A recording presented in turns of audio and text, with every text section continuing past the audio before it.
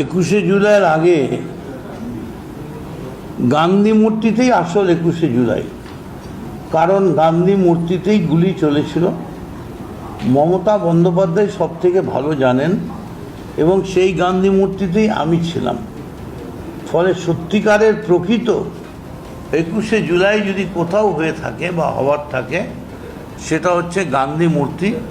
এবং আমি মদন মিত্র আনন্দক্রমে এক্ষুনি শোভনদার সঙ্গে দেখা হলো। শোভনদাও যাচ্ছিলেন, একটা ছোট্ট হাতির ওপরে আমি আর শোভনদা ছিলাম, কেটে দেওয়া হয়েছিল। এবং সেখানে মমতা ব্যানার্জি পৌঁছবার পরে তারপর যেই উনি এর দিকে যেতে গেলেন, আপনার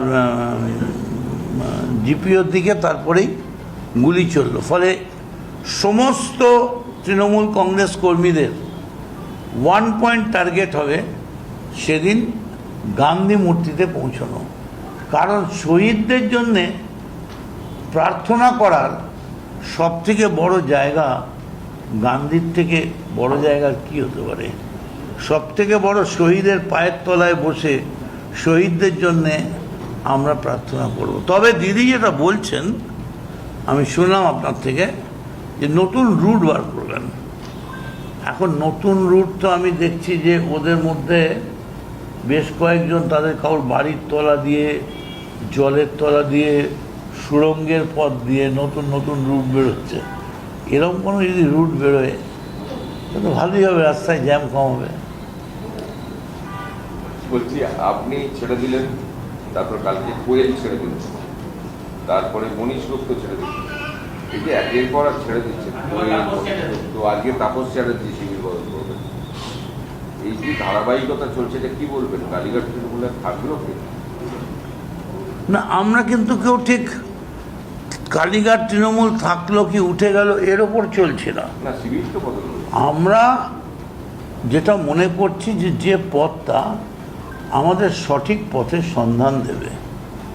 পথিক, তুমি কি পথ হারিয়েছো, এসো আমার সঙ্গে, আমি তোমার পথের সন্ধান দিচ্ছি। আমার মনে হয় পথই আমাদের পথ চেনাবে এবং এই নতুন পথের মাধ্যমেই আমরা পশ্চিমবঙ্গ ভারতবর্ষের সবথেকে আগ্রাসী, বিভৎস, স্বৈরাচারী দল বিজেপিকে আঘাত করতে পারে। কোয়েল যে ছেড়ে দিল, একটা অধিবেশন শুরুই হলো না, তার আগেই ছেড়ে দিল, কাল পদত্যাগ করলো এবং ভূপেন্দ্র যাদবের সঙ্গে বৈঠক করলেন। সেটা কেউ কারোর সঙ্গে দেখা করতেই পারে। আর ভারতবর্ষের কনস্টিটিউশনে কি আছে সেটা যারা কনস্টিটিউশন বিশেষজ্ঞ তারা বলতে পারে।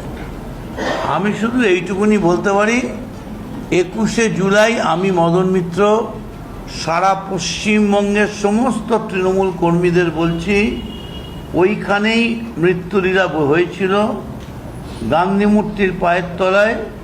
সেইখানে আসার জন্যে আমি সকলকে, সমস্ত শহীদ স্মরণে আপন মরণে রক্ত ঋণ শোধ করো। 11:30 নয়, আমি সকাল 10টা থেকে থাকবো, আপনারা আসবেন।